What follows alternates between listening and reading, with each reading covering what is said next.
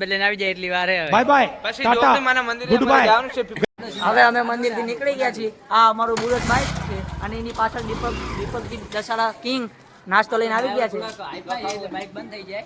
અને આને કિક મારતા આવડતું નથી અને કાટ્યો आपने लापरवाही का नतीजा અમારું ગામ તમે જોઈ શકો છો દસાડા અને અમે અહીંયાથી જોયું તો તમે અંત સુધી જોડે રહો.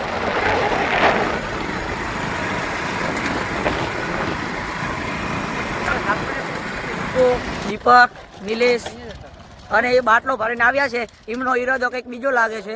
અને આ રંજીતભાઈ બેઠા છે એ બાઇક અંદર પાર્કિંગ કરી રહ્યા છે. પાડી જાય તો શું કરવાનું એટલા માટે અંદર અમે મૂકી રહ્યા છીએ બધા તલાઈવારી જોગણીમાં દર્શન કરવા અને આજે એક બાટલો પાણી અને લીધો. આજે રવિવાર છે એટલા માટે અને ગુરુ પૂનમ છે. અહીંયા હારી હારી સોડીઓ આવતી હોય એટલે અમે ઝાંકશું તમે જોઈ શકો છો બ્લોક હજુ પાથરવાનો બાકી છે પણ થોડાક ટાઈમમાં પથરી જશે. અને આ નવું છે જોઈ લો. ભૂખ લાગી છે અને એ ઉઘાડા પાકે આવી રહ્યા છે અને એમને કાંટા બહુ વાગી રહ્યા છે. બહુ સ્પીડમાં ચાલે. આ વિકાભાઈ અંદર શું કરવા ગયા છે એ આપણે જોઈ શકવી છીએ. તમે જોયું હવે નાવા અમે આવી ગયા છીએ અને નિલેશ કે પાણી તમે ના પીવો એટલા માટે વિકાએ પાછું આપી દેશે પાણી. સિગરેટ બહુ હાનિકારક છે. પકી ગયા છે હવે અને તમે આ મંદિરનો લુક જોઈ શકો છો. मजा आया और मैं ये जो मजा है આ મંદિર हिंदुस्तान के हर व्यक्ति को देना મંદિર જોઈ શકો છો તમે. દસાડાની અંદર આવેલું છે. મારા બે માલ આવીને આ ગયા છે. તલાઈની જોગણીમાં તરીકે ઓળખાય છે. આખું મંદિરનો લુક દેખાડી દઉં. અને આ આવી રહ્યા છે અમારા જર્મન કૂતરા. હવે તમને આખો મંદિરનો લુક બતાવી દેવી છે. હવે ચંપલ કાઢ્યા.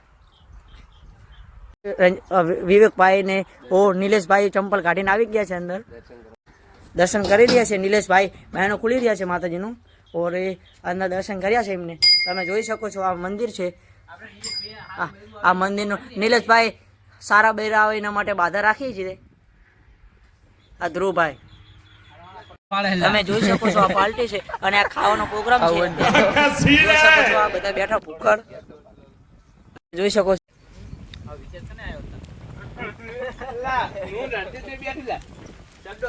છે એટલે વિકાભાઈ 100 રૂપિયા આપે છે અને આ બધી લુકે શું એમને બેહી છે. ચલો જઈ શકો છો. નાસ્તો લેવા જઈ રહ્યા છે રંજીતવન અને ધ્રુવ. આપણે હવે તમે જોઈ શકો છો નાસ્તામાં શું લાવ્યા છે આપણે જોઈ શકીએ છીએ. હવે આવું શાકભાજી લઈને આવે છે. આ ભજીયા લઈને આવે છે. કઢી સાથે ભજીયા આવી ગયા છે. પાપડી છે અને આ દીપકભાઈ કઢી તોડી રહ્યા છે. તો કોમેન્ટ કરજો શું ખાઈ રહ્યો છે આખું.